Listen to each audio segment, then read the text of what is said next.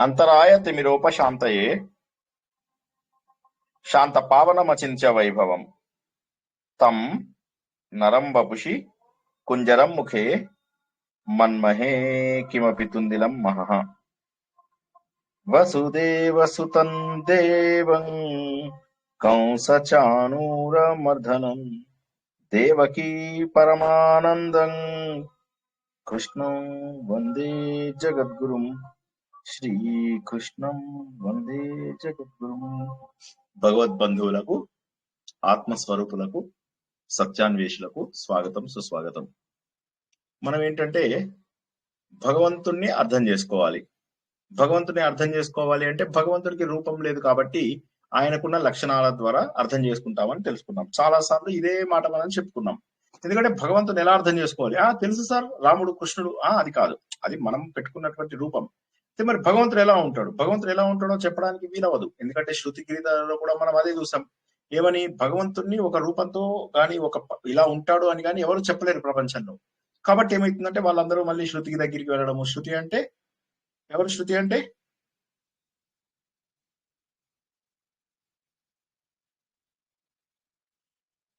ఎవరు? శృతి అంటే శృతుల దగ్గరికి వెళ్ళారా అని చెప్పుకున్నాం కదా. ఎవరు? వినిపించట్లేదా నా వాయిస్? హలో, వినడం ద్వారా తెలుసుకున్న విషయం సార్. భగవంతుడి కరెక్టే, శృతుల దగ్గరికి వెళ్ళారు అని చెప్పాం కదా. శృతులు అంటే ఎవరు? అది ఋషులు తపశక్తితో విన్న విషయాన్ని శిష్య పరంపర ద్వారా అందించారు. అది శృతి. అవును. శృతులు అంటే ఏవి? వేదాలు. వేదాలు. సో వేదాల దగ్గరికి స్వరూపుడు భగవంతుడు అడిగారు అన్నమాట. ఎలా ఉన్నాడు భగవంతుడు అని చెప్పేసి అడిగారు. అడిగితే అప్పుడు వాళ్ళు భగవంతుడి యొక్క వర్ణన చేశారు. ఇప్పుడు మనం ఎలా చెప్తాము? ఆ వ్యక్తి ఎలా ఉంటాడు చెప్పు అంటే కొద్దిగా పొడుగు, కొద్దిగా పొట్టి, కొద్దిగా ఇది, కొద్దిగా ఇలా చెప్తూ ఉంటాం అన్నమాట. కానీ భగవంతుని ఎలా చెప్తాం మనం? ఆయన సూక్ష్మం అంటాము, ఒకసారి స్థూలం అని చెప్తాము, ఒకసారి చిన్న అణువులో ఉన్నాడంటాము, ఒక్కొక్కసారి సర్వత్రా వ్యాప్తి చెందినవాడు అంటాము. సో భగవంతుని ఎలా వర్ణించాలి? భగవంతుని అందుకోసం అని చెప్పి వివిధ వర్ణనల ద్వారా, జాగ్రత్తగా వినండి, వివిధ వర్ణనల ద్వారా భగవంతుని అర్థం చేసుకుంటాం మనం. ఎందుకంటే దాని ఒక రూపం ఇవ్వలేం.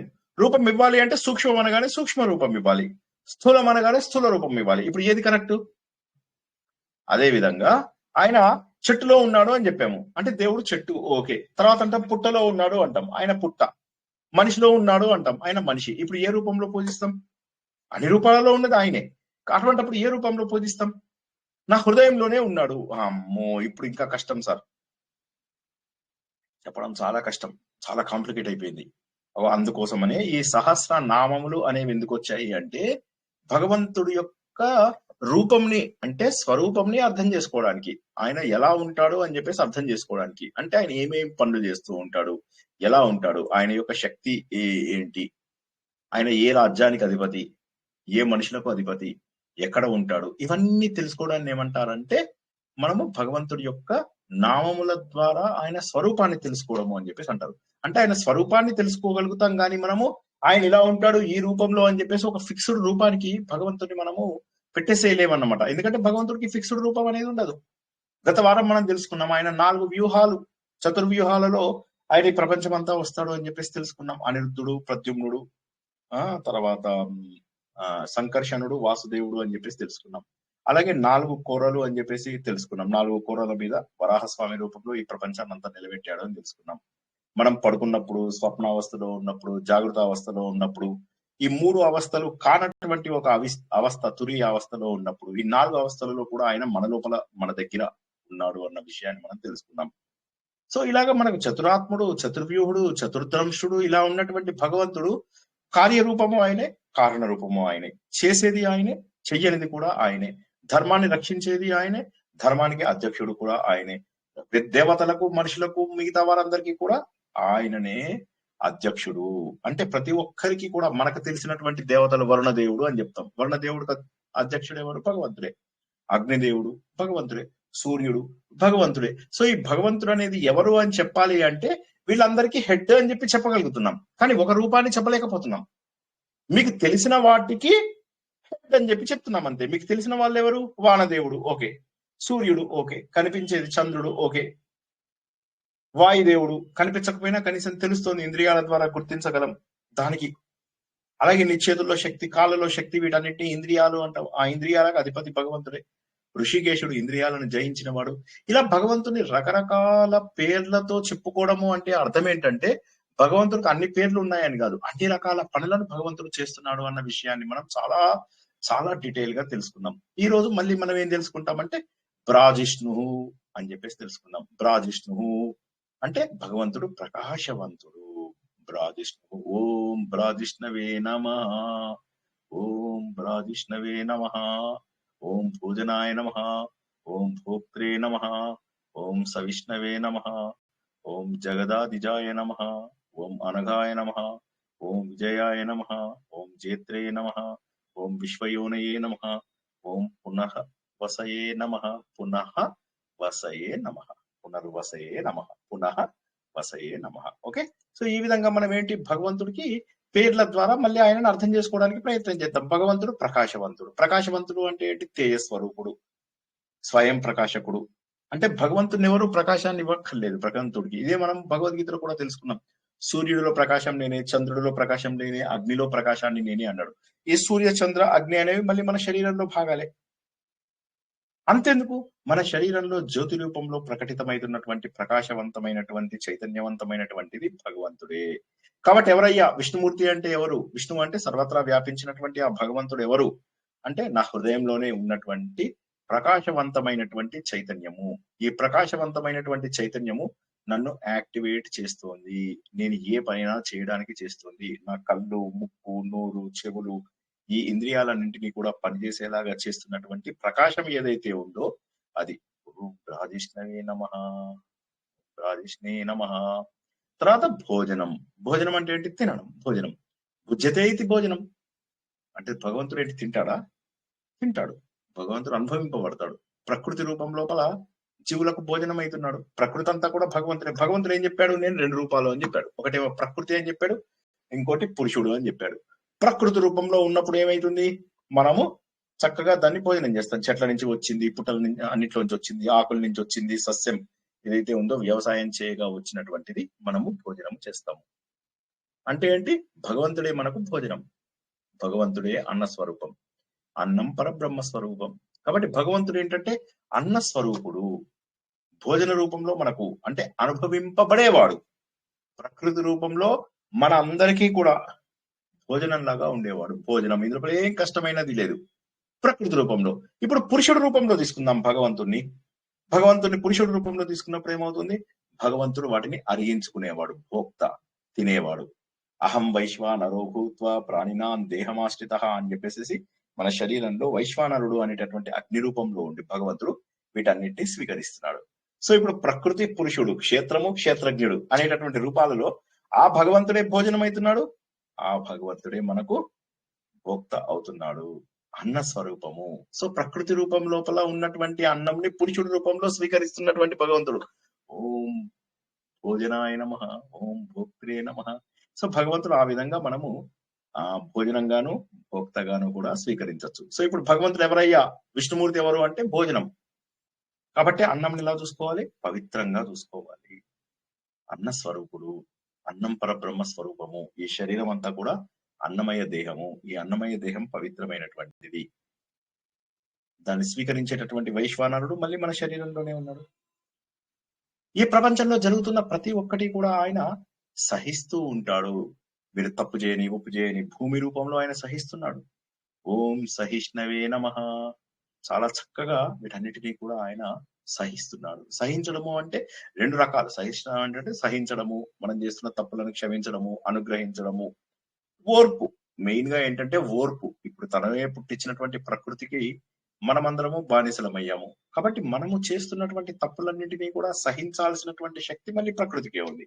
ఎందుకంటే మనము ప్రకృతి యొక్క ప్రభావంతో ఎప్పుడైతే సహనం దాటిపోతుందో అప్పుడు ఆయన మళ్ళీ ఏం చేస్తాడు? దుష్టులందరినీ కూడా సంహరిస్తాడు. సో సహిష్ణువు అంటే ఎదుర్కోవడం అనే ఒక మీనింగ్ ఉంది. ఓపిక అనేది. సహిష్ణు అంటే ఓపిక. ఓపిక పట్టడం కూడా ఎదుర్కోవడమే ఒక రకంగా. జీవితం లోపల మనం ఎన్నో పరిస్థితులను ఎదుర్కొంటూ ఉంటాం, కష్టాలను ఎదుర్కొంటూ ఉంటాం. ఎదుర్కోవడం అంటే అక్కడ సహించడమే. సో ఈ విధంగా సహిస్తూ ఉంటాడు భగవంతుడు, సహిస్తూ ఉంటాడు మనం చేసేటటువంటి తప్పులను, మనం చేసేటటువంటి పాప పనులను, మనం చేసేటటువంటి పుణ్యములను. పుణ్యం కూడా ఒక రకంగా భారమే భగవంతుడికి. ఎందుకంటే పుణ్యం చేసినటువంటి వ్యక్తిని మళ్ళీ ఎక్కడో ఒక చోట పుట్టించాలి, కాబట్టి అది కూడా కష్టమే భగవంతుడి.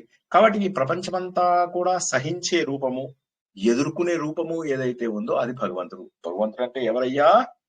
ఇన్ని రూపాలలో మనం చెప్పుకుంటున్నాం. ఆయననే భోజనం, ఆయననే భోజనం చేసేవాడు, ఆయననే అన్నింటినీ సహించేవాడు. ఎప్పుడైతే ఎదుర్కోవాల్సినటువంటి నిజమైనటువంటి అవసరం వస్తుందో అప్పుడు వాడిని సంహరించేవాడు కూడా. ప్రపంచమంతా కూడా ప్రకాశాన్ని సూర్యుడి రూపంలోను, చంద్రుడి రూపంలోను, అగ్ని రూపంలోను అందించేవాడు. మన శరీరంలో కూడా చైతన్య రూపంలో ప్రకాశవంతంగా, స్వయం ప్రకాశంగా ఉన్నటువంటి వాడు. ఇప్పుడు భగవంతుని ఏమని చెప్తాను చెప్పండి? ఇప్పుడు భగవంతుడు ఎలా ఉంటాడు అంటే ఏమని చెప్తాం? ఈ 4 కూడా భగవంతుడే. ఏమని చెప్పగలుగుతాం? భగవంతుడు ఇలా ఉంటాడు అని చెప్పేసి చెప్పడము ఎవరి వల్ల కాదు. ఈ 1000 నామాలు ఎందుకు వచ్చాయి అంటే విష్ణు సహస్రనామమే తీసుకోండి, లలితా సహస్రనామమే తీసుకోండి, శివ సహస్రనామమే తీసుకోండి, ఇంకా ఏ దేవుడి సహస్రనామం తీసుకున్నా అన్ని చెప్పేవి ఒక్కటే. భగవంతుడి యొక్క సర్వ వ్యాపకత్వము, భగవంతుడు చేసే సృష్టి స్థితి లయ, వీటితో పాటుగా భగవంతుడు నక్షత్రాలని, గ్రహాలను ఏ విధంగా కంట్రోల్ చేస్తున్నాడు, దేవుళ్ళని, దేవతలని. దేవుళ్ళు, దేవతలు అంటే ఇక్కడ ఎవరంటే ప్రకృతి అనుకోవాలండి. ప్రకృతి శక్తులను నిగ్రహిస్తున్నవాడు. తర్వాత సముద్రం లాంటివి చిన్న మనకంటే మనం పెద్దగా దీని గురించి గుడ్డిగా నమ్మవలసినటువంటి అవసరం లేదు. ఇప్పుడు మనం చెప్పుకుంటున్న ఏ విషయాలు కూడా మూఢనమ్మకాలని, గుడ్డి నమ్మకాలను పెంచేవి కానే కాదు. జస్ట్ కొద్దిగా కళ్ళు తెరిచి చూస్తే చాలు.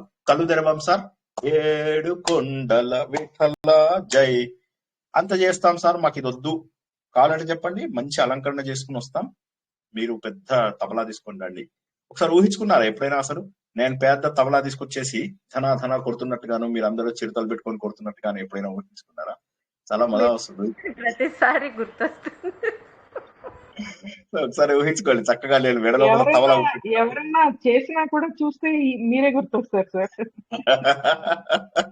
వాళ్ళు ఏం చేస్తారు జనరల్ గా ఈ భజనలు ఇవి చేసే వాళ్ళు ఏం చేస్తారంటే, ఇప్పుడు మా ఇంటి దగ్గర ఒక ఆయన ఉన్నాడు.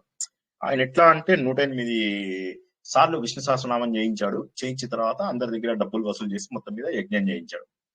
ఈ 108 సార్లు చేయించిన తర్వాత ఏమైంది? అన్ని పుస్తకాల మీద పేరు రాయించుకున్నారు. ఓకే, మేము చేసాం అది ఇది అని చెప్పేసి. ఆ తర్వాత ఏం చేశారు? దానికి కొంతమంది నేను 2000 ఇస్తా, నువ్వు 2000 ఇస్తావా, నేను 3000 ఇస్తా, నువ్వు 3000 ఇస్తావా, నేను 4000 ఇస్తా, పోటీలు పడి మరీ డబ్బులు ఇచ్చుకున్నారు జనాలు. ఇది ఎట్లా ఉందంటే, మన కమల్ హాసన్ చాలా రోజుల కింద ముంబై ఎక్స్ప్రెస్ అని ఒక సినిమా వచ్చింది. ఆ సినిమా లోపల ఏమైతుందంటే, కమల్ హాసన్ వాళ్ళు ఒకళ్ళని కిడ్నాప్ చేయబోయి, ఒక చిన్న పిల్లాన్ని కిడ్నాప్ చేయబోయి ఇంకో పిల్లాన్ని కిడ్నాప్ చేస్తారనమాట. చేయగానే మొదట్లో కిడ్నాప్ చేసిన వ్యక్తికి వాళ్ళు ఎంత కావాలి అంటే వాళ్ళకి తెలియదు. సో వాళ్ళు అంటారు 1 crore ఇచ్చేయండి అంటారు, ఇచ్చేస్తారు. ఇచ్చేసిన తర్వాత వాళ్ళు చూసేసరికి ఏమవుతుంది, బై మిస్టేక్ వాళ్ళు రెండో కిడ్ని కూడా వాళ్ళు ఇంట్లోపల, ఒక కిడ్ ఏమో అనుకోకుండా వస్తాడు, ఒక కిడ్నేమో ఒక పిల్లాన్నేమో వీళ్ళు కిడ్నాప్ చేసుకొస్తారు. వీళ్ళు ఏం చేస్తారు, ఒకరికి కాల్ చేస్తే వాడు సరే 1 కోటి రూపాయలు ఇస్తానంటాడు, వాడిని ఇచ్చేస్తారు. తీరా ఇంటికి వచ్చి చూసేసరికి ఇంకొక పిల్లాడు చక్కగా మంచిగా పడుకొని ఉంటాడు అనమాట. అప్పుడు వీళ్ళకి ఏం చేయాలో తెలియదు. అరే ఏదో రకంగా వదిలించుకుందాం రా, వీళ్ళు వదులుచుకుందామంటే మళ్ళీ అవతల వాడు మనల్ని డౌట్ పడే ఛాన్స్ ఉంది, వాడిని కూడా డబ్బు అడుగుదాము అంటే ఎంత అడుగుదామంటే ఓ 50 లక్షలు అడుగు అని. సరే వీళ్ళు వాడికి ఫోన్ చేసి, నీ కొడుకు నా దగ్గర ఉన్నాడు అంటే, సరే ఇవ్వండి, మీకు ఎంత డబ్బు కావాలన్నా ఇస్తాను, మీరు ఏం చేయమన్నా చేస్తాను అంటే, సరే ఒక 50 lakhs ఇచ్చేయాలి అనగానే వాడి వైఫ్ వింటుంది, ఏమన్నావు, మన అపార్ట్మెంట్ లో పక్కింటి వాడికి కొడుకుని కిడ్నాప్ చేస్తే 1 crore తీసుకున్నారు, మన పిల్లాడిని 50 లక్షల, 1.5 crores ఇవ్వు, నువ్వు ఇజ్జత్ కి సవాల్ ఇది, ఇవ్వ ముందు 1.5 crores నువ్వు అని చెప్పేసి చెప్తుంది అనమాట. అప్పుడు వీడు చెప్తాడు కమల్ హాసన్ కి, 1.5 crores ఇస్తాను నా పిల్లాన్ని ఇవ్వు అని. సేట్ మీరు చాలా మంచి వాళ్ళు ఉన్నారు, మాకు అంత అవసరం లేదు, 50 లక్షలు ఇవ్వండి చాలు అంటే, లేదు 1.5 crores అని చెప్పి చెప్తాను అనమాట. ఆ విధంగా మా అపార్ట్మెంట్ లో కూడా కాంపిటీషన్ స్టార్ట్ అయింది, ఎవడు ఎంత డబ్బు ఇస్తాడు. కొంతమంది డబ్బును అక్కడ ప్రదర్శించుకోవడానికి ఇదైతారు, కొంతమంది మేము ధార్మికులమే అని చెప్పుకోవడం కోసం అని చెప్పేసి ఇవన్నీ. ఒక్కసారి ఆలోచిస్తే వాళ్ళలో ఒకటిని అడిగాను నేను, కొద్దిగా ఇప్పుడు ఇన్నాళ్ళుగా చేస్తున్నాం కదా, విష్ణు సహస్రనామంలో ఒక 10 పేర్ల అర్థం ఎవరన్నా చెప్పుకుందాం మనం ఇక్కడ. 108వ ఫంక్షన్ అయింది కదా, అందరం కూర్చున్నాం, ఒక 10 పేర్లది అర్థం చెప్పండి. ఎవరిది వాళ్ళు వినట్టుగా ఎటు నుంచి అటు తప్పించుకొని పారిపోతున్నారు. లాభం ఏముందో ఒకసారి ఆలోచించండి. ఎందుకు 108 సార్లు 108 ఇళ్ల లోపల వంటలు ఇవి అవి చేసి హంగులు ఆరుకాటాలు. అంటే నేనేమంటానంటే, అసలు చదవడం ఏం తప్పు కాదు, ఇప్పుడు ఇందాక ధ్యాన రూపం లోపల చదువుకున్నాను చూడండి. ప్రతి ఒక్కరూ అలా చెయ్యండి. చక్కగా భగవంతుని అలా చదువుకుంటూ ఉండండి. ఓం భోజనాయ నమః, ఓం భోక్త్రే నమః, ఓం సహిష్ణవే నమః. ఇప్పుడు మీరేం చేయాలి? ఓం భోజనాయ నమః, భోజనం ప్రపంచంలో ఉన్నటువంటి భోజనం అంతా భగవంతుడే అని సృష్టి మొత్తాన్ని మీ కళ్ళ ముందుకు ఇలా తెచ్చుకోండి. ఓం భోక్త్రే నమః, ఒక విరాట రూపాన్ని ఊహించుకోండి. ప్రపంచంలో ఉన్నటువంటి చక్కటి అన్న సంపదను తింటున్న ఒక మహాపురుషుణ్ణి ఊహించుకోండి. ఓం ఇంకేం చెప్పాము? ఓం సహిష్ణవే నమః, ఈ ప్రపంచంలో భూమి రూపంలో మిగతా రూపాలలో కూడా అందరినీ కూడా ఓర్పున్నవాడు, రాక్షసులని వీళ్ళని వాళ్ళని చంపినటువంటి దుష్ట సంహారం చేసినటువంటి భగవంతుణ్ణి ఇలా ఊహించుకోండి. అప్పుడు ఏమవుతుంది? మీకు భగవంతుడి యొక్క లక్షణాలు తెలియడమే కాకుండా భగవంతుణ్ణి మనం నామముల ద్వారా గుర్తించగలుగుతాం. ఈ నామములు ఇచ్చినప్పుడు ఎంత శ్రమ పడి వాళ్ళు ఇచ్చుంటారు. వేదవ్యాసుడు భగవంతుడి యొక్క లక్షణాలు మనకు తెలియజేయాలని చెప్పేసి వేదవ్యాసుడు రాశాడు, ఏం భగవంతుడు ఇవ్వలేదు కదా. ఎవరిచ్చారు ఇది? విష్ణు సహస్రనామం ఎవరిచ్చారు? హలో, భీష్ముడు అంటే బేసికల్లీ రాసింది వేదవ్యాసుడు, మనకిచ్చింది వేదవ్యాసుడు. సో భీష్ముడు ధర్మరాజుకి ఇచ్చాడు, అవునా? సో మరి ఇంత గొప్ప ఇదైనటువంటిది అంటే ఇప్పుడు ఇది గనక వేదవ్యాసుడు మహాభారతం కనుక రాయకపోతే మనకు అందేది కాదు. వేదాలు అందేవి, అందరికి ఏదో రకంగా అందేవి, ఎంతో కొంత భాగం చిన్న భాగమైనా అందేది. కానీ ఎప్పుడైతే మనము ఈ ఈ విష్ణు సహస్రనామము, లలితా సహస్రనామము ఇటువంటివి తీసుకుంటామో, ఈ ఋషులు, ఈ మహానుభావులు ఎంత దర్శించి ఎన్ని రకాల వస్తువులను మనకు అందజేశారు అనేది మనం గుర్తించాలి. వారి యొక్క గొప్పతనాన్ని మనం మర్చిపోవడానికి వీల్లేదు. భగవంతుడి యొక్క లక్షణాలను గుర్తించాలి. భగవంతుడు సూక్ష్మము, భగవంతుడు స్థూలము అన్నప్పుడు రెండూ కరెక్టే. భగవంతుడు ఏకకణ జీవి, ఒకటే కణం, సింగిల్ సెల్. మనలాగా మల్టీ సెల్స్ ఉన్న వాళ్ళలో కూడా ఉన్నాడు. ఏకకణ జీవి, బహుకణ జీవి. భగవంతుడు అన్నిటినీ కంట్రోల్ చేస్తున్నాడు. దీనికి మనము లాజిక్ ఉపయోగిస్తే చాలు. దీనికోసం పెద్దగా మనం ఏంటంటే ఇది గుడ్డిగా శ్రీనివాస్ గారు చెప్పారు కాబట్టి మేము నమ్మాలి, వేదవ్యాసుడు చెప్పాలి, నమ్మక్కర్లేదు. ఆలోచించి నమ్మండి. ఏం ఆలోచించాలి?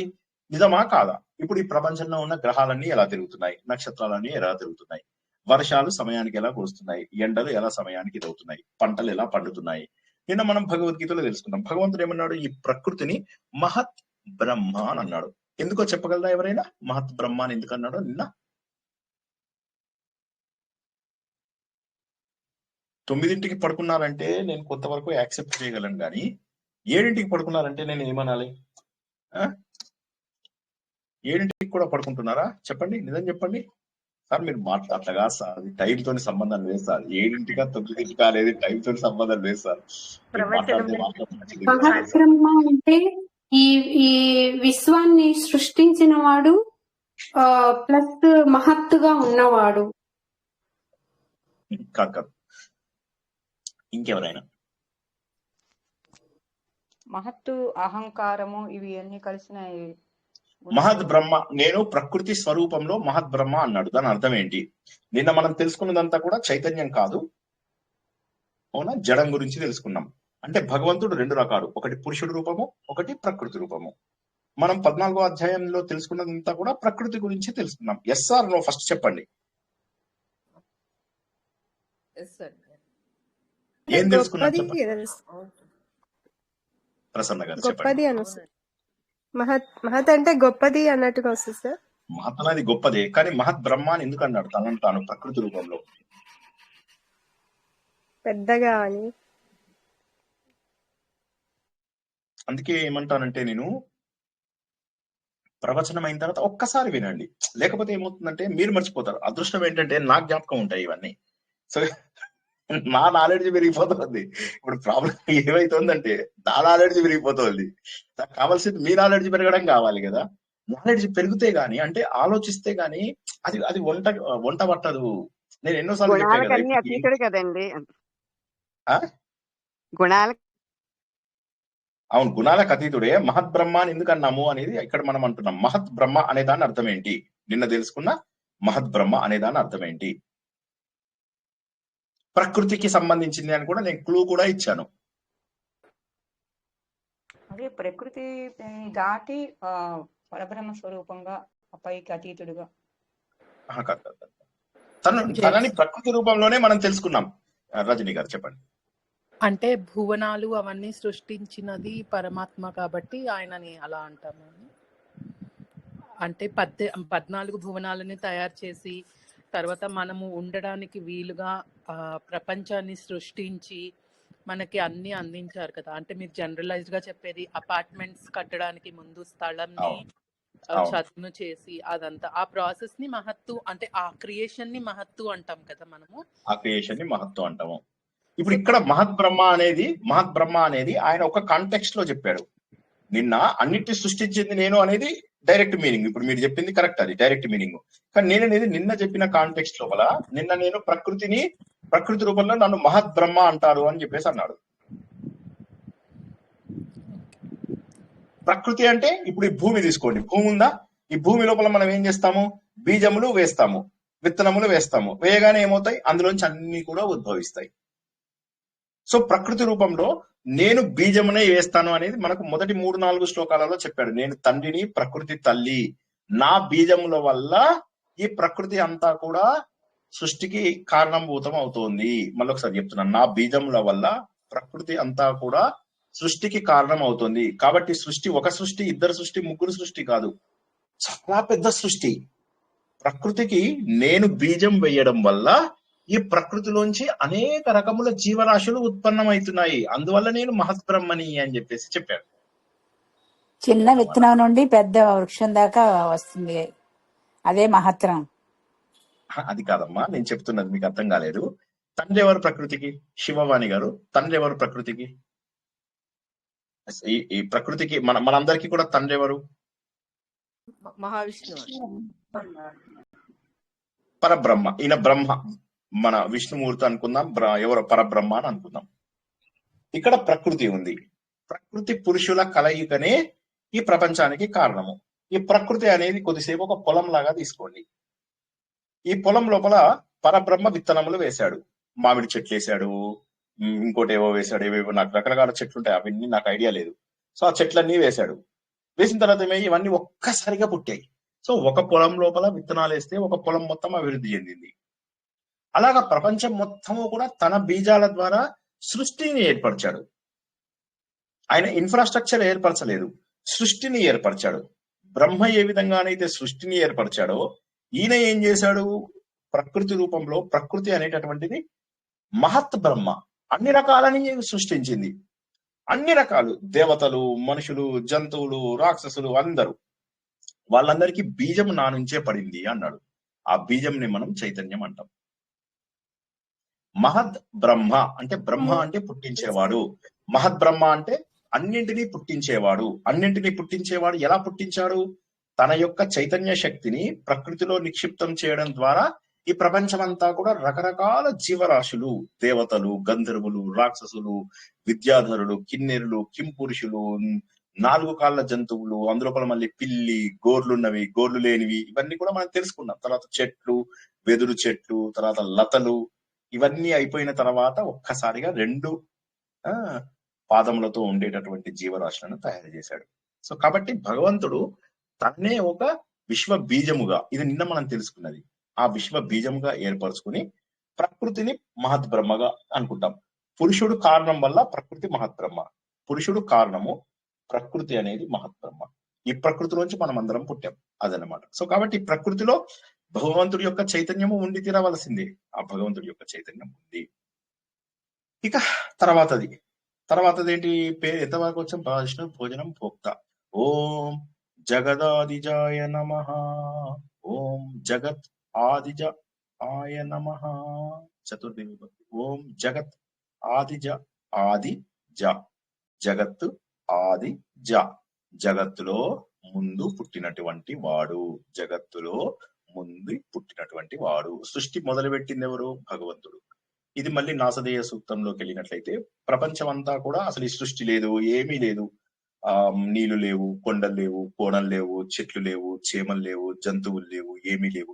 ఈ విషయాలన్నీ రేపు నారాయణీయంలో మనం చాలా అద్భుతంగా మళ్ళీ తెలుసుకుంటాం. నారాయణీయంలో రేపు విరాట స్వరూపము, ఆ విరాట స్వరూపంలోంచి సృష్టి మొత్తం ఎలా ఏర్పడింది అనే విషయాల నుంచి మొదలెట్టి ఎంత వీలైతే అంత నేర్చుకుంటాం. ఆల్రెడీ 14 దశకాలు మీరు అంతా నేర్చుకున్నారు కాబట్టి అంత దాకా చెప్పుకోలేమేమో, చూద్దాం ఎంతవరకు కనీసం సృష్టి ప్రళయం ఎలా ఏర్పడింది, సృష్టి రహస్యాలు ఏవైతే మోస్ట్ ఇంపార్టెంటో, మనం ఒక 100 సార్లు చెప్పుకున్నా కూడా ఇంకా ఎక్కడో డౌట్స్ ఉన్నటువంటివి ఏవైతే ఉంటాయో అవన్నీ మళ్ళీ మనం తెలుసుకుంటాం. 5వ దశకం నుంచి ప్రారంభమై 4వ దశకంలో మనం ఏం తెలుసుకున్నాము? యోగా శక్తి ద్వారా మనం భగవంతుడిని గుర్తించవచ్చు అని చెప్పేసి తెలుసుకున్నాము. షట్చక్రాల వివరాలు తెలుసుకున్నాము. నారాయణీయం గత 2 వారాల కింద చెప్పుకున్నప్పుడు ఎప్పుడైతే అది. ఇప్పుడు మనం ఏం తెలుసుకోబోతున్నామంటే అసలు సృష్టి ఎలా ఏర్పడింది. భగవంతుడు హిరణ్య గర్భుడుగా అంటే బంగారు అండముగా తయారయ్యి ఈ ప్రపంచం మొత్తాన్ని ఎలా తయారు చేశాడు. సృష్టికి ముందు ఏమీ లేదు, ఒక చైతన్యం మాత్రం ఉండేది. కొండలు, కోనలు, చెట్లు, చేమలు, జీవులు ఏమీ ఉండేవి కాదు. అప్పుడు ఆ చైతన్యము తనను తాను ఆలోచించుకుంది, ఏంటంటే సంకల్పం ద్వారా సృష్టిని తయారు చేద్దాము అని చెప్పి.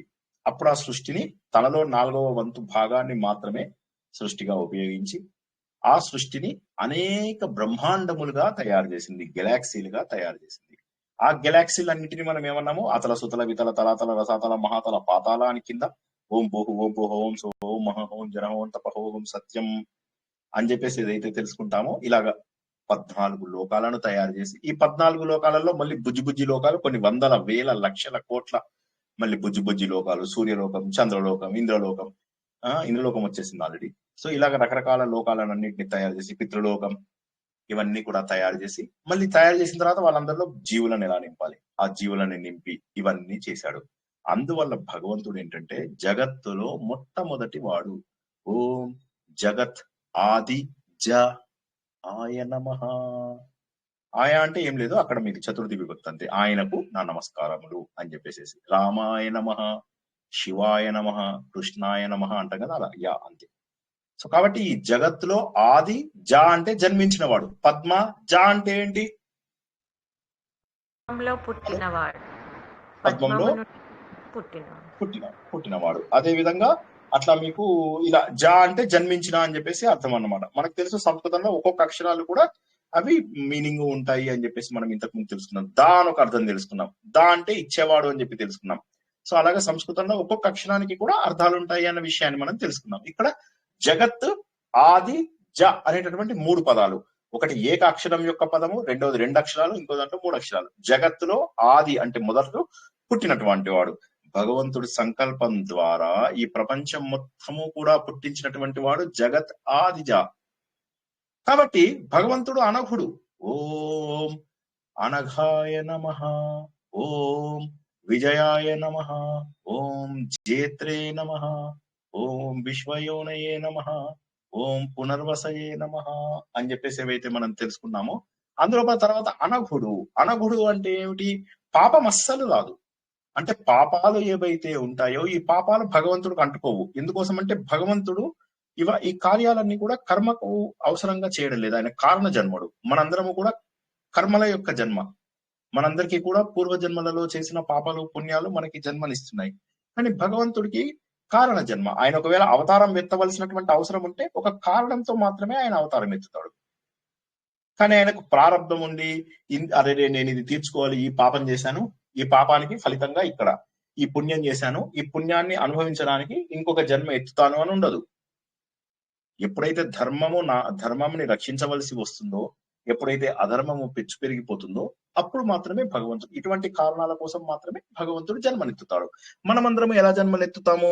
మనం చేసినటువంటి పాపముల ద్వారా, మనం చేసినటువంటి పుణ్యముల ద్వారా. అంటే భగవంతుడికి పాపములు అంటవు, ఏ మాత్రము దోషములు ఉండవు భగవంతుడికి. ఆత్మస్వరూపంలో మన అందరిలో ఉన్నాడు, కానీ ఆత్మకు పాపములు అంటవు. పాపములన్నీ అంటేది ప్రకృతి స్వరూపంలో. ఎందుకంటే ప్రకృతి లోపల స్త్రీ ఉంది, అందుకే ప్రకృతిని స్త్రీ అంటారు. మనం అదేం సినిమా కమల్ హాసన్ది, అందులోపల అంటాడు వాడు ప్రకృతి స్త్రీ ఆడది అని చెప్పేసి అంటాడు కదా వాడు. ప్రకృతి అంటే ఎవరయ్యా అంటాడు, అంటే స్త్రీ అంటే ఎవరు అంటాడు, తెలియదండి అంటే ఆడది అంటే ఎవరు అంటాడు, తెలియదంటే ప్రకృతి అంటాడు మళ్ళీ వాడు. సో గొల్లపూడి మారుతీరావు కమల్ హాసన్ తో అంటాడు అన్నమాట స్వాతి ముత్యం సినిమాలో.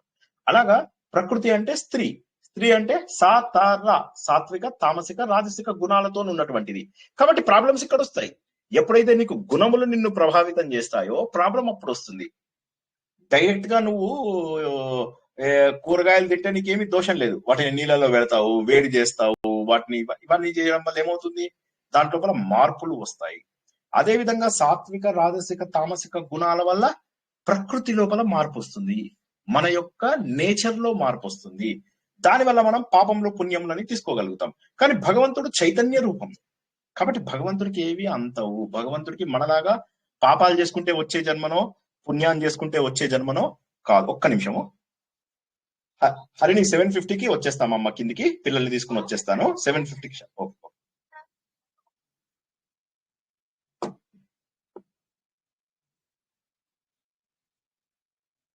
సో కాబట్టి ఎక్కడున్నా పాపములు భగవంతుడికి పాపంలోనే ఉండవు. భగవంతుడికి పాపంలోనే ఉండవు. ఎందుకంటే భగవంతుడు ఎప్పుడూ కూడా ఒక పర్టికులర్ రీజన్ కోసము, అంశ గాని పూర్ణ అవతారం గాని. అంశ అంటే ఒక చిన్న పని చేయడానికి పుడితే దాన్ని అంశ అవతారము అంటారు. పూర్ణ అవతారం అంటే భగవంతుడు తన అన్ని లక్షణాలతోని భూమి మీద పడడం. కృష్ణుడిని మనం అంటుంటాం కదా, కృష్ణ అస్తు భగవాన్ స్వయం. కృష్ణుడు పూర్తిగా భగవంతుడి లాగా ఉండుగాక ఉంటాడు అని చెప్పేసి అనుకున్నది అనమాట. అదే విధంగా అంశ అంటే చిన్నవి, మత్స్యావతారం, కూర్మావతారం, చిన్న చిన్న అంశాలు ఏవో ఒక చిన్న కారణంతో. వరాహ అవతారం, నరసింహావతారం, బలి చక్రవర్తిని సంహరించినటువంటి వామన అవతారము, త్రివిక్రమ అవతారము. ఈ అవతారాలన్నీ కూడా అంశ అవతారాలు, చిన్న అంశ, ఒక చిన్న అంశ. ఇప్పుడు నేను ఆఫీస్కి వెళ్ళానంటే శ్రీనివాస్ యొక్క ఆఫీస్ అంశ, శ్రీనివాస్ యొక్క ఇంటి అంశ. ఇప్పుడు ఒక అరగంట లోపల శ్రీనివాస్ యొక్క ఆర్ఎస్ఎస్ అంశ. అలా ఒక్కొక్క అంశ అన్నమాట, ఒక్కొక్క పనిని ఒక్కొక్క అంశ అని చెప్పేసి అంటారు. ఇక భగవంతుడు విజయం. విజయం అంటే ఏంటి? విశ్వమంతా జయించేవాడు. విశ్వమంతా జయించాలి అంటే ఏంటో ముందు తెలుసుకుందాం. భగవంతుడు అంటే 6 లక్షణాలు అని చెప్పేసి మనం తెలుసుకున్నాం. ఎవరైనా చెప్పగలరా? ఒక్కసారి 6 లక్షణాలు ఉన్నవాడు భగవంతుడు అని చెప్పేసి తెలుసుకున్నాం. ఎవరైనా చెప్పగలరా?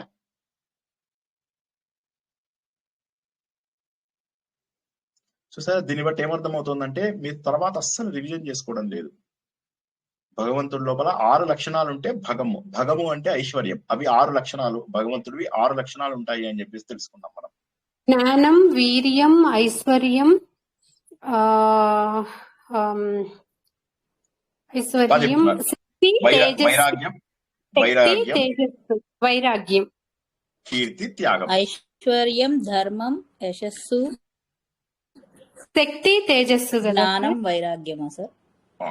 జ్ఞానము, వైరాగ్యము, ఐశ్వర్యము, కీర్తి, బలము, త్యాగము. ఓకేనా? చాలా సింపుల్ గా గుర్తుంచుకోవచ్చు. జ్ఞాన వైరాగ్యం మనకు తెలిసిందే. ఐశ్వర్యం అనే దాన్ని మీరు మల్టిపుల్ పేర్లు ఇచ్చుకోవచ్చు ఐశ్వర్యానికి. తర్వాత యశస్సు లేదా కీర్తి. బలంకి దీనికి వీర్యం, ఏ రకంగా అయినా కూడా దాన్ని చెప్పుకోవచ్చు. తర్వాత త్యాగ బుద్ధి. భగవంతుడి ప్రపంచాన్ని అంతా మన కోసం అని చెప్పి త్యాగం. ఈ 6 లక్షణాలు ఉన్నటువంటి వాడిని ఏమంటారంటే మనము భగవంతుడు అని చెప్పేసి అంటాము. భగవంతుడు ఈ 6 లక్షణాల ద్వారా మన ఇంద్రియాలన్నింటినీ జయిస్తాడు, ప్రపంచాన్నంతా జయిస్తాడు. ఈ 6 ఉన్నవాడికి ఏవి తక్కువ చెప్పండి?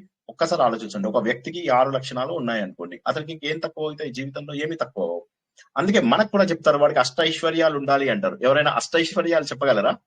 మనుషులకు అష్టైశ్వర్య సిద్ధిరస్తు అని అంటారు. ఎవరైనా చెప్పగలరా అష్టైశ్వర్యాలు అంటే ఏంటో? అష్టలక్ష్ములు ఇచ్చే అందులో కొన్ని వస్తాయి కానీ, లక్షణాలు కొన్ని వస్తాయి కానీ అవి కావు. ధనము, సంతానము, కరెక్ట్.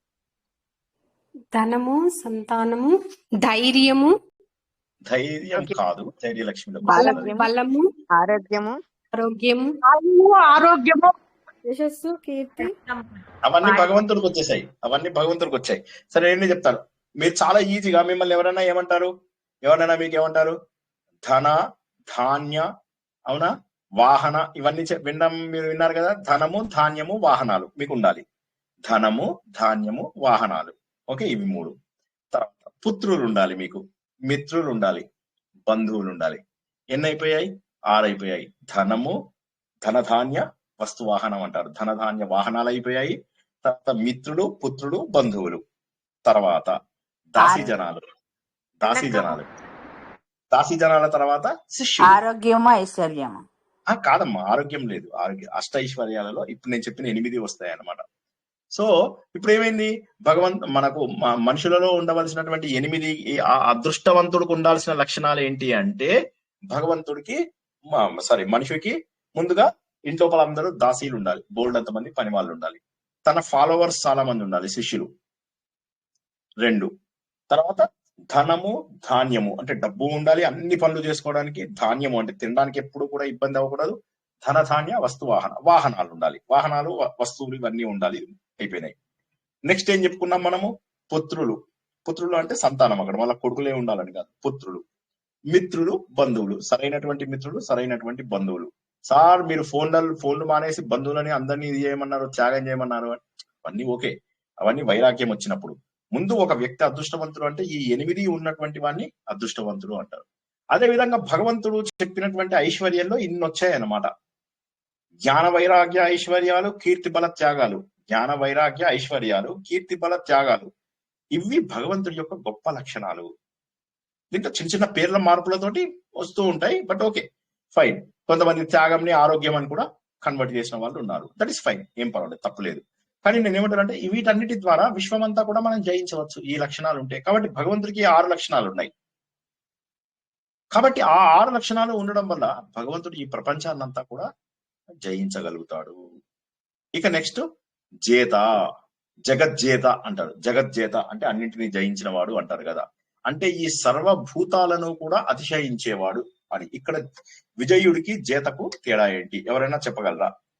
ఆలోచించి చెప్పగలరా? విజయుడు అన్నా జేత అన్నా ఒకటేనా?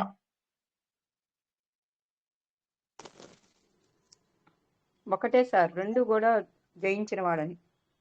మరి అలాంటప్పుడు అక్కడ పునరుక్తి దోషం వస్తుంది.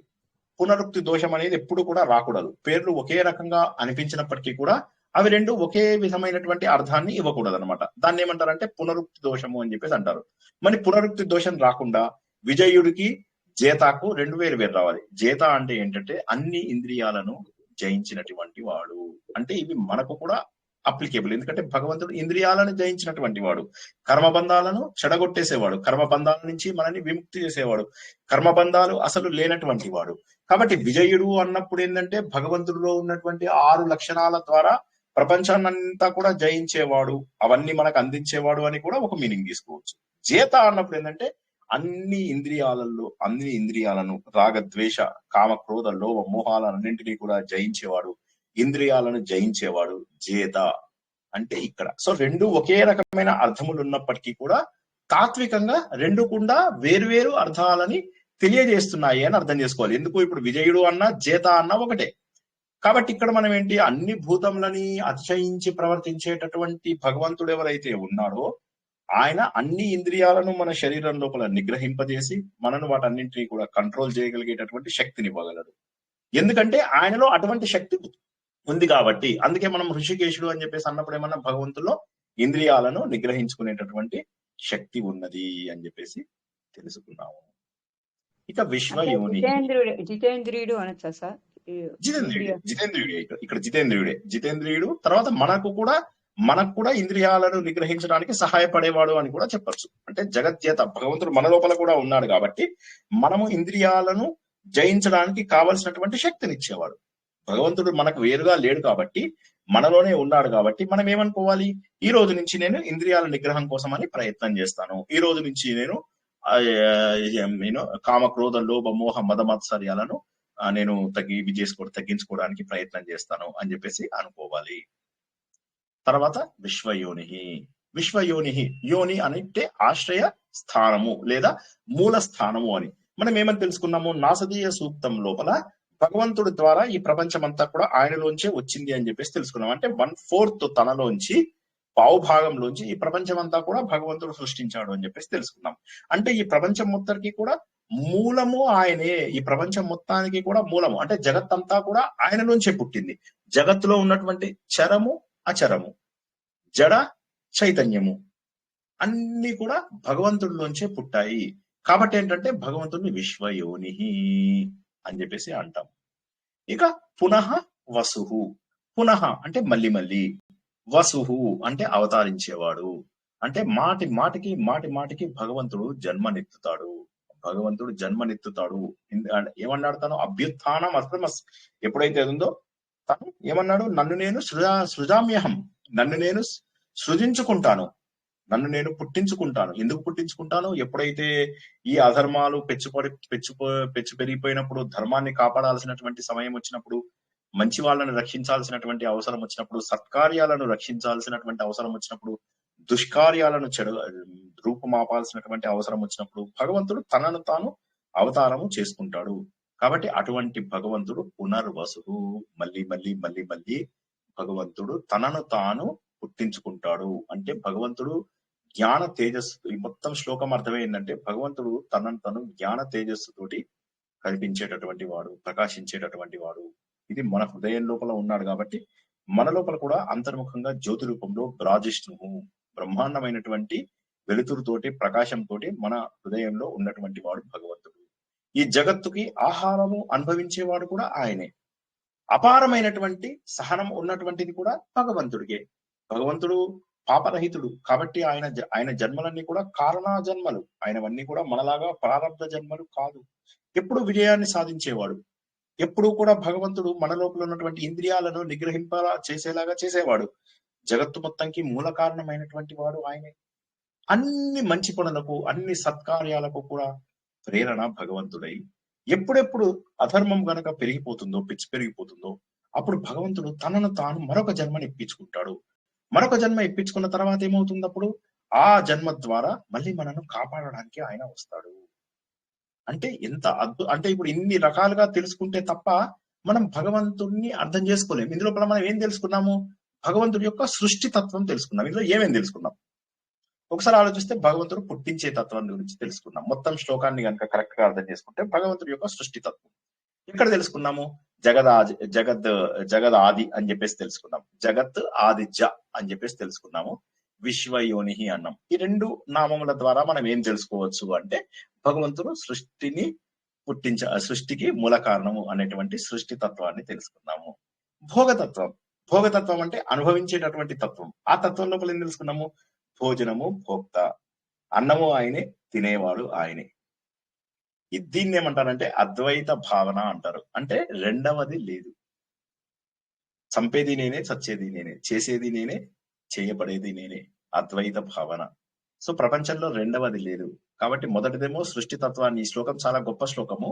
అందుకే ఈ ఒక్క శ్లోకం చెప్పుకునే మనం ఆపుకుంటాం. ఈ ఒక్క శ్లోకంలో మనం తెలుసుకునేది భగవంతుడి యొక్క సృష్టి తత్వాన్ని తెలుసుకున్నాం, భగవంతుడి యొక్క అద్వైత తత్వాన్ని లేదా భోగతత్వాన్ని తెలుసుకున్నాం. తర్వాత భగవంతుడి యొక్క ధర్మ స్వరూపాన్ని తెలుసుకున్నాం. ధర్మతత్వం అనుకున్నట్లయితే ఆ ధర్మతత్వం లోపల మనం ఏమనుకున్నాం? పాపరహితుడైనటువంటి భగవంతుడు అని చెప్పి తెలుసుకున్నాము. సహిష్ణు అని అన్ని కూడా సహించేవాడు అని చెప్పి తెలుసుకున్నాము. ప్రకాశవంతంగా చైతన్య రూపంలో ఉన్నటువంటి ధర్మ స్వరూపుడు అనేటటువంటిది తెలుసుకున్నాం.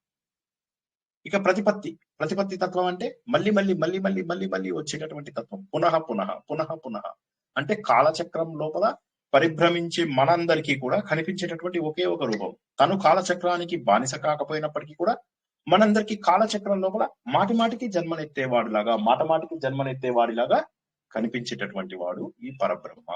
అంటే సృష్టి గురించి తెలియజేస్తున్నాడు, భోగతత్వాన్ని గురించి తెలియజేస్తున్నాడు, ధర్మతత్వాన్ని గురించి కూడా తెలియజేస్తున్నాడు. ప్రతిపత్తి అంటే మళ్ళీ తను జన్మనెత్తుతున్నాడు అనేటటువంటి అత్యద్భుతమైనటువంటి వివరాన్ని తెలుసుకున్నాం అనమాట. అంటే మనకు ఆధ్యాత్మిక తత్వం ఇందులోపల తెలుసుకోవాలి. మన హృదయం లోపల ఉన్నటువంటి అజ్ఞానాన్ని పోగొట్టేటటువంటి వాడు భగవంతుడు. ఒకసారి భగవంతుడి గురించినటువంటి సరైన సత్యం తెలిస్తే ఇంకేది అవసరం లేదు. మనకు హిందీ లోపల వాడు చెప్తాడనమాట, 2.5 అక్షర్ ప్రేమ్ కా అని. 2.5 అక్షరాలు ప్రేమ అనేటటువంటి 2.5 అక్షరాల ద్వారా మనం ఏదైనా సాధించగలుగుతాం. 2.5 అక్షరాలు 2.5 అక్షర ప్రేమ కా. భగవంతుడి మీద ప్రేమ మనం పెట్టుకున్నట్లయితే ఇవన్నీ కూడా సాధించగలము. ఎప్పుడు వస్తుంది ప్రేమ? భగవంతుని అర్థం చేసుకుంటేనే ప్రేమ వస్తుంది. భగవంతుడి యొక్క లీలలను గుర్తిస్తేనే ప్రేమ వస్తుంది. మనం మన పిల్లల్ని ఎందుకు ప్రేమిస్తాము? వాళ్ళు చేసినటువంటి పనుల ద్వారా, వాళ్ళు చేసినటువంటి లీలల ద్వారా, వాళ్ళు చెప్పినటువంటి మాటల ద్వారా, వీటన్నిటి ద్వారా అన్ని జ్ఞాపకం వస్తాయి. ఒక వ్యక్తి అంటే ఆ వ్యక్తి ఈజ్ నాట్ ఒక ఫిజికల్ రూపము, ఆ వ్యక్తి చేసేటటువంటి లక్షణాలు. అవునా? ఎస్ఆర్ నో చెప్పండి. ఈ మాట అర్థమైందా మీకు? లేదా నేను తపన పడుతున్నాను, మీకు అర్థమవుతుందో లేదో కూడా నాకు తెలియటం లేదు. పిల్లల్ని ఎందుకు ప్రేమిస్తారు మీరు? ఇప్పుడు నేను చెప్పిన లక్షణాల ద్వారానే ప్రేమిస్తారు కదా. పిల్లలు అనగానే మీకు ఏం జ్ఞాపకం వస్తుంది? వాళ్ళకి కేవలం రూపమే కాదు, వాళ్ళు చేస్తున్నటువంటి ప్రతి పని జ్ఞాపకం వస్తుంది. వాళ్ళ హ్యాండ్ రైటింగ్ జ్ఞాపకం వస్తుంది, వాళ్ళు చేసిన చిలిపి పనులు జ్ఞాపకం వస్తాయి, వాళ్ళ మాటలు జ్ఞాపకం వస్తాయి, వాళ్ళ నవ్వు జ్ఞాపకం వస్తుంది, వాళ్ళ చదువులు, వాళ్ళ స్కూల్స్, వాళ్ళ కాలేజీలు, అన్ని రకాల విషయాలు జ్ఞాపకం వస్తాయి. అప్పుడు మనకు వాళ్ళ మీద ప్రేమ పెరుగుతుంది. విష్ణు సహస్రనామం ఎందుకు తెలుసుకోవాలి? ఎందుకంటే ఇదొక అద్భుతమైనటువంటి జ్ఞానము, వేదానికి దాదాపు సమానమైనటువంటి జ్ఞానము, శబ్ద రూపంలో అత్యద్భుతమైనగా మనకు ఆనందాన్ని ఇచ్చేటటువంటి జ్ఞానము. సార్ దీన్ని ఎలా చేయాలి సార్? విశ్వం విష్ణు వశకార భూత భవ్య భవత్ ప్రభు. హడావిడి పడకండి, హడావిడి పడకండి అస్సలు. ఓం రాజిష్ణే నమః, ఓం భోక్తాయ నమః, ఓం భోక్త్రే నమః, ఓం భోజనాయ నమః, ఓం అనఘాయ నమః, ఓం జగత్ ఆదిజాయ నమః. ఇలా అనుకుంటూ మెల్లగా చేసుకోండి చక్కగా. ఏముంది హడావిడి ఏముంది? ఒక్కొక్క పదంని విడదీసుకుంటూ చక్కగా చదవండి. అప్పుడు దానివల్ల ఏమవుతుందంటే మీకు ధ్యానం కుదిరే అవకాశం ఉంది. అండ్ ప్రతి నామం మనకి ఇవాళ ఒకటే శ్లోకం నేర్చుకున్నాం. ఈ వారం మొత్తము కూడా మీరు ఈ ఒక్క శ్లోకాన్ని ధ్యాన రూపంలో చేయగలరా? చూడండి, ధ్యాన రూపంలో ఇవాళ చెప్పిన మీకు ఒక అసైన్మెంట్. ఈ వారం రోజుల పాటు మీరు ఏం చేస్తారంటే, ఈ వారం రోజుల పాటు ఇదే పని చేయండి. మీరు ధ్యాన రూపంలో చేయండి. ధ్యాన రూపంలో చేసి మీకు ఈ పేర్లన్నీ మీకు దొరుకుతాయి. మీకు ఇంటర్నెట్ లో అక్కడెక్కడ దొరుకుతాయి. మీకు ఇంట్లో కూడా బుక్ ఉండే ఉంటుంది కాబట్టి చూసుకోండి. అక్కడ చూసుకుని ఏం చేస్తారు, ఆ ధ్యాన రూపంలో ఉన్నటువంటి భగవంతుని అలాగే పూజించుకోండి. పూజించుకున్నప్పుడు ఏమవుతుంది, మనసు లోపల సహిష్ణవే నమః అన్నప్పుడు ఆయన అంతా కూడా ఓపిక పడుతున్నట్టుగాను, బరాజిష్ణే నమః, ఓకే ఆయన అంత ప్రకాశవంతంగా ఉన్నాడు, నా హృదయంలో కూడా చైతన్యం. మెల్లగా ఈ 8 నామాలు 9 నామాలు ఏవైతే మనం తెలుసుకున్నామో వీటి గురించే అనుకోండి. భోజనాయ నమః అన్నప్పుడు ఈ ప్రకృతి శక్తులు మొత్తము అన్ని కూడా ఆయనే అన్నట్టుగా ఊహించుకోండి. ప్రకృతిలో దొరుకుతున్నటువంటి ఆహార రూపం అంతా కూడా ఇలాగ జస్ట్ 10 నామములు చేసినా కూడా దేవుడు సంతోషపడతాడు. మీకు ప్రకృతి శక్తులన్నింటినీ మీకు చెప్తున్న గంగి గోవు పాలు గరిటెడైనను చాలు, కడువడైతేనేమి కరము పాలు. గాడిద పాలు ఎంతైతే ఎందుకు, మీరు ఎన్ని గాడిద పాలు తాగుతారు? ఇక అయిపోయింది, తాగే రోజులు దాటిపోయాయి. ఒక్కసారి ఒక చక్కటి ఆవు పాలు తాగండి. ఈ 10 నామములని ధ్యాన పద్ధతులు కూడా చేయండి. ఆత్మ సుఖము వీడి నీ ఆట కొరకు పాత్ర పోషణ చేసేది సూత్రధారి, విశ్రమించదని పాదం ఆశ్రయించి పరమ కరుణాంతరంగా శ్రీ పాండురంగ. జై శ్రీకృష్ణ. క్విక్ ప్రశ్నలు ఎవరికైనా ఉంటే రెడీనా? రమ్మని క్విక్ ప్రశ్నలు ఏమన్నా ఉంటే తీసుకుందాం. అర్థమైందా? ఈ వారం రోజులు ప్రాక్టీస్ చేస్తారా? ఇలా నేను చెప్పినట్టుగా ఈ 10 నామంలే చదవండి. ఇంకా ఈ వారం రోజుల పాటు మీరు మీ పూజలు, నిత్య పూజలు లాంటివి ఏమన్నా ఉంటే మానేసేయండి. మానేసి ఈ 10 నామంలనే ప్రశాంతంగా చెయ్యండి. అరగంట పాటు చెయ్యండి. ఎన్నిసార్లు వీలైతే అన్నిసార్లు, ప్రతిసారి ఊహించుకుంటూ చేయండి. ఓం భోజనాయ నమః, ఓం భోక్త్రే నమః, ఓం రాజిష్ణాయ, ఇలా అనుకుంటూ మెల్లగా మెల్లగా మెల్లగా మెల్లగా చెయ్యండి. చేసి నేను చెప్పిన వివరాలన్నీ కూడా చక్కగా జ్ఞాపకం చేసుకుంటూ చదవండి. ఇలా వారానికి ఒక 10 నామాలు 20 నామాలు నేర్చుకుంటూ 1 సంవత్సరం పాటు చేయండి. అప్పుడు మీకు భగవంతుడు దిగొస్తాడు. మీ లోపల ఉన్నటువంటి భగవంతుడు మీకు కనిపించి తీరుతాడు. భగవంతుడు అనేది దర్శనం కాదు, భగవంతుడు అనేది ఒక అనుభవము. ఓకేనా? ఇంకేమైనా ప్రశ్నలు ఉన్నాయా?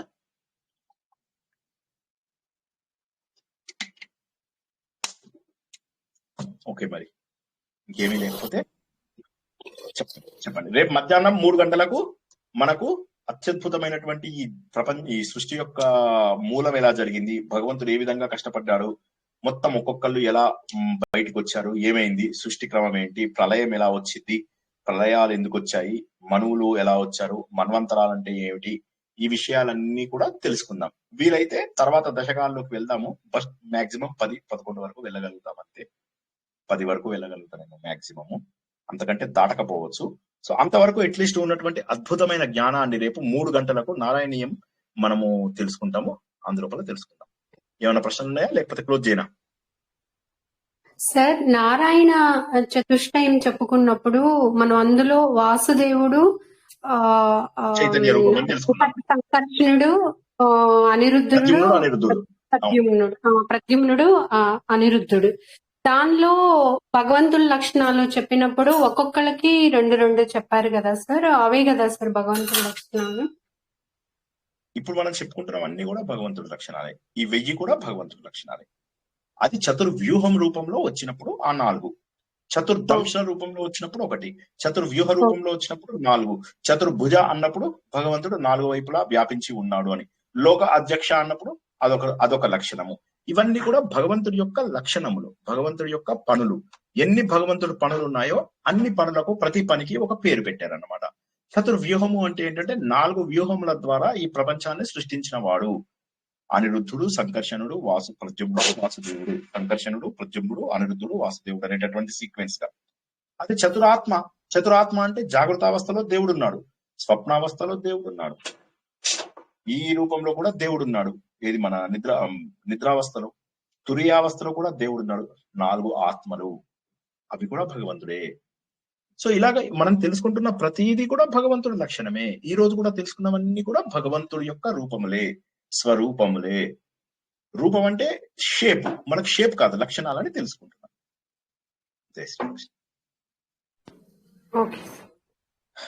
ఓకే, అందరూ కూడా ఈ వారం మొత్తము ఈ 10 నామములని నిత్య పూజలు ఆపేసి ఈ 10 నామములను లేదా నిత్య పూజలు చేసుకున్న తర్వాత అయినా సరే అరగంట పాటు మనస్ఫూర్తిగా ఈ 10 నామములను ఇప్పుడు నేను చెప్పిన పద్ధతి లోపల చేసి ధ్యానం చేసి అందులోపల భగవంతుని ఊహించుకుంటారని, ఆ విధంగా ధ్యాన మార్గానికి దగ్గరవుతారని ఆశిస్తూ ఈ ప్రవచనాన్ని ఈ రోజు ముగించుకుందాం.